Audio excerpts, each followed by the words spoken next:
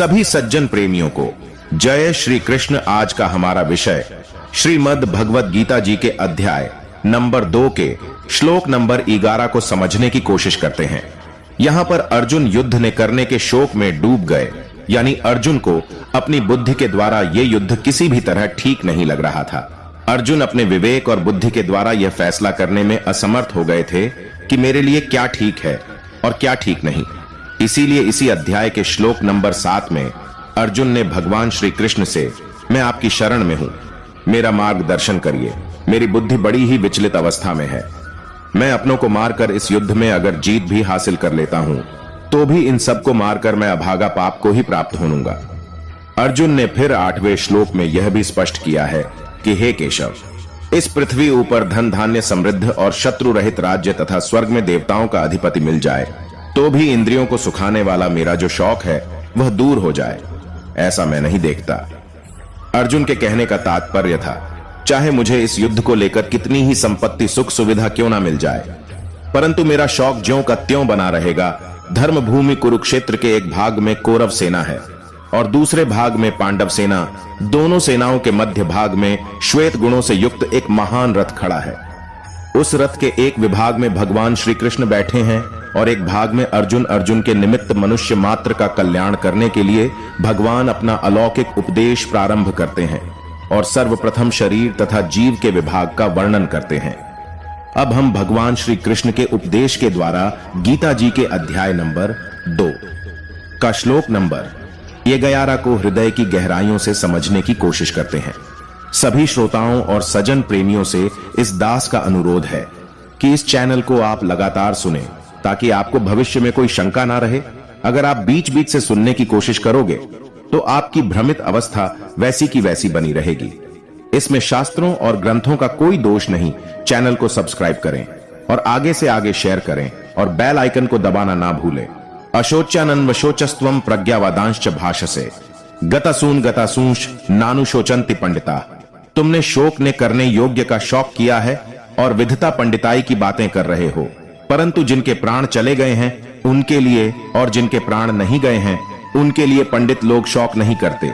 मनुष्य को शोक तब होता है जब वह संसार के प्राणी पदार्थों में 2 विभाग कर लेता है कि ये मेरे हैं और ये मेरे नहीं हैं, ये मेरे निजी कुटुंबी हैं और ये मेरे निजी कुटुंबी नहीं हैं, ये हमारे वर्ण के हैं और ये हमारे वर्ण के नहीं हैं, ये हमारे आश्रम के हैं और ये हमारे आश्रम के नहीं हैं, ये हमारे पक्ष के हैं और ये हमारे पक्ष के नहीं हैं। जो हमारे होते हैं उनमें ममता, कामना, प्रियता, आसक्ति हो जाती है। इन ममता, कामना आदि से ही शोक, चिंता, भय, उद्वेग, हलचल, संताप आदि दोष पैदा होते हैं।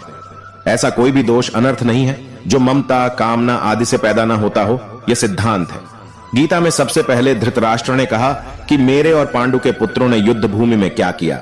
यद्यपि पांडव धृतराष्ट्र को अपने पिता से भी अधिक आदर दृष्टि से देखते थे, तथापि धृतराष्ट्र के मन में अपने पुत्रों के प्रति ममता थी। अतः उनका अपने पुत्रों में और पांडवों में भेदभाव पूर्वक पक्षपात था कि ये मेरे हैं और ये मेरे नहीं हैं।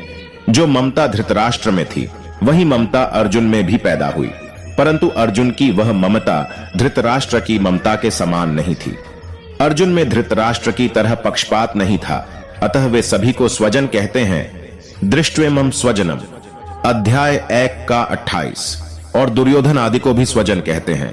स्वजनम ही कथम हत्वा सुखिनः श्याम माधव अध्याय 1 का 37। तात्पर्य है कि अर्जुन की संपूर्ण कुरुवंशियों में ममता थी और उस ममता के कारण ही उनके मरने की आशंका से अर्जुन को शोक हो रहा था। इस शोक को मिटाने के लिए भगवान ने अर्जुन को गीता का उपदेश दिया है, जो इस 11वें श्लोक से आरंभ होता है। इसके अंत में भगवान इसी शोक को अनुचित बताते हुए कहेंगे कि तू केवल मेरा ही आश्रय ले और शोक मत कर, मां शुच। अध्याय 18 के श्लोक नंबर 66। कारण कि संसार का आश्रय लेने से ही शोक होता है और अनन्य भाव से मेरा आश्रय लेने से तेरे शोक, चिंता आदि सब मिट जाएंगे। अशोच्यानन्व शोचस्त्वम संसार मात्र में 2 चीजें हैं, सत और असत, जीव और शरीर। इन दोनों में जीव तो अविनाशी है और शरीर विनाशी है। ये दोनों ही अशोच्य हैं। अविनाशी का कभी विनाश नहीं होता, इसलिए उसके लिए शोक करना बनता ही नहीं, और विनाशी का वर्टिकल बार विनाश होता ही है, वह एक क्षण भी स्थायी रूप से नहीं रहता, इसलिए उसके लिए भी शोक करना नहीं बनता। तात्पर्य हुआ कि शोक करना न तो जीवन को लेकर बन सकता है और न शरीरों को लेकर ही बन सकता है। शोक के होने में तो केवल अविवेक, मूर्खता ही कारण है। मनुष्य के सामने जन्मना, मरना, लाभ हानि आदि के रूप में जो कुछ परिस्थिति आती है वह प्रारब्ध का अर्थात अपने किए हुए कर्मों का ही फल है। उस अनुकूल प्रतिकूल परिस्थिति को लेकर शोक करना, सुखी दुखी होना केवल मूर्खता ही है। कारण कि परिस्थिति चाहे अनुकूल आए चाहे प्रतिकूल आए, उसका आरंभ और अंत होता है। अर्थात वह परिस्थिति पहले भी नहीं थी और अंत में भी नहीं रहेगी। जो परिस्थिति आदि में और अंत में नहीं होती वह बीच में एक क्षण भी स्थायी नहीं होती। अगर स्थायी होती तो मिटती कैसे, और मिटती है तो स्थायी कैसे? ऐसी प्रतिक्षण मिटने वाली अनुकूल प्रतिकूल परिस्थिति को लेकर हर्ष, शोक करना, सुखी दुखी होना केवल मूर्खता है। प्रज्ञावादांश भाष्य से एक तरफ तो तू पंडिताई की बातें बघार रहा है और दूसरी तरफ शोक भी कर रहा है। तू केवल बातें ही बनाता है, वास्तव में तू पंडित नहीं है। क्योंकि जो पंडित होते हैं वे किसी के लिए भी कभी शोक नहीं करते। कुल का नाश होने से कुल धर्म नष्ट हो जाएगा, धर्म के नष्ट होने से स्त्रियां दूषित हो जाएगी, जिससे वर्ण संकर पैदा होगा। वह वर्ण संकर कुलघातियों को और उनके कुल को नरकों में ले जाने वाला होगा। पिंड और पानी न मिलने से उनके पितरों का भी पतन हो जाएगा। ऐसी तेरी पंडित की बातों से भी यही सिद्ध होता है कि शरीर नाशवान है और जीव अविनाशी है।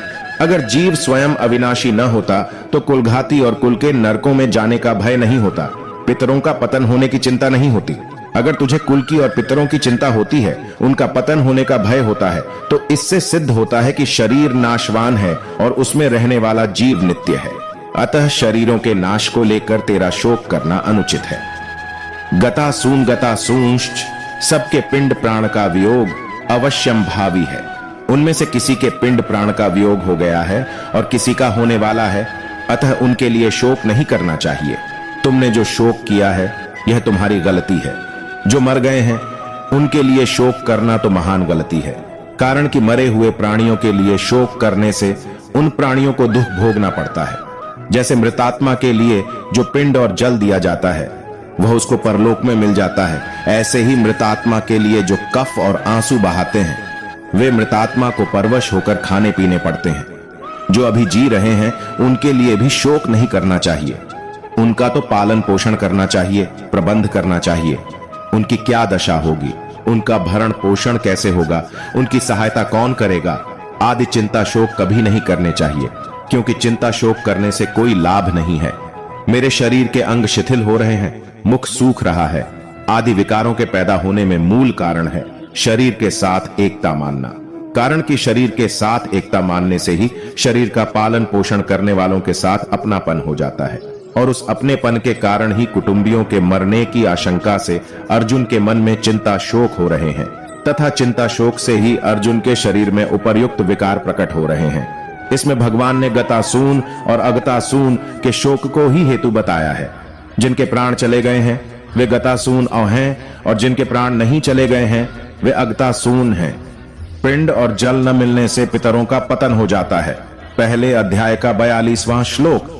यह अर्जुन की गतासून की चिंता है, और जिनके लिए हम राज्य भोग और सुख चाहते हैं वे ही प्राणों की और धन की आशा छोड़कर युद्ध में खड़े हैं। पहले अध्याय का 33वां श्लोक। यह अर्जुन की अगतासून की चिंता है। ये दोनों चिंताएं शरीर को लेकर ही हो रही हैं, अतः ये दोनों चिंताएं धातु रूप से एक ही हैं।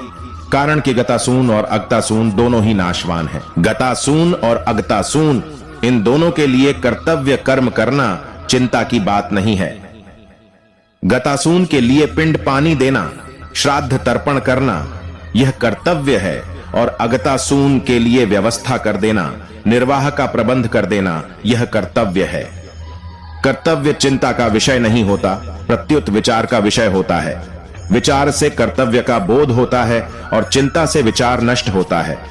नानुशोचंति पंडिता सत असत, विवेकवती बुद्धि का नाम पंडा है। वह पंडा जिनकी विकसित हो गई है, अर्थात जिनको सत असत का स्पष्टतया विवेक हो गया है, वे पंडित हैं। ऐसे पंडितों में सत असत को लेकर शोक नहीं होता, क्योंकि सत को सत मानने से भी शोक नहीं होता और असत को असत मानने से भी शोक नहीं होता। स्वयं सत स्वरूप है और बदलने वाला शरीर असत स्वरूप है। असत को सत मान लेने से ही शोक होता है, अर्थात ये शरीर आदि ऐसे ही बने रहे, मरे नहीं, इस बात को लेकर ही शोक होता है। सत को लेकर कभी चिंता शोक होते ही नहीं।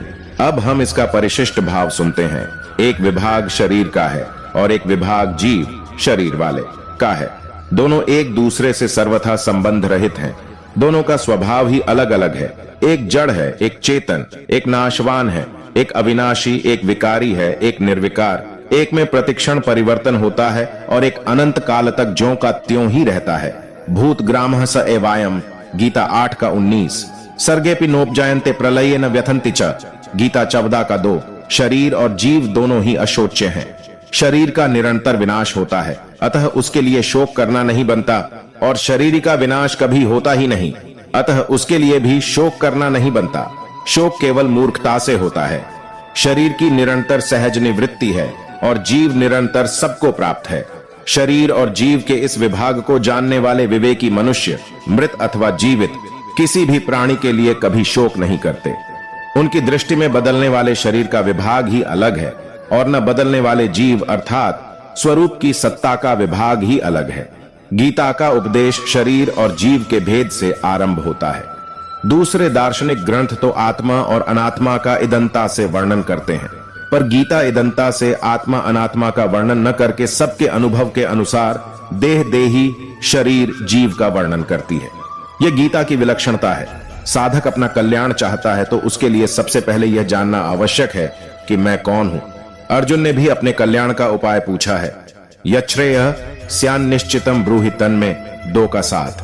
देह और देही का भेद स्वीकार करने से ही कल्याण हो सकता है। जब तक मैं देह हूं यह भाव रहेगा, तब तक कितना ही उपदेश सुनते रहें, सुनाते रहें और साधन भी करते रहें, कल्याण नहीं होगा। जो वस्तु अपनी ना हो उसको अपना मान लेना, और जो वस्तु वास्तव में अपनी हो उसको अपना न मानना बहुत बड़ी भूल है। अपनी वस्तु वही हो सकती है जो सदा हमारे साथ रहे और हम सदा उसके साथ रहें। शरीर एक क्षण भी हमारे साथ नहीं रहता और परमात्मा निरंतर हमारे साथ रहते हैं, कारण कि शरीर की सजातीयता संसार के साथ है और हमारी अर्थात जीव की सजातीयता परमात्मा के साथ है। इसलिए शरीर को अपना मानना और परमात्मा को अपना न मानना सबसे बड़ी भूल है।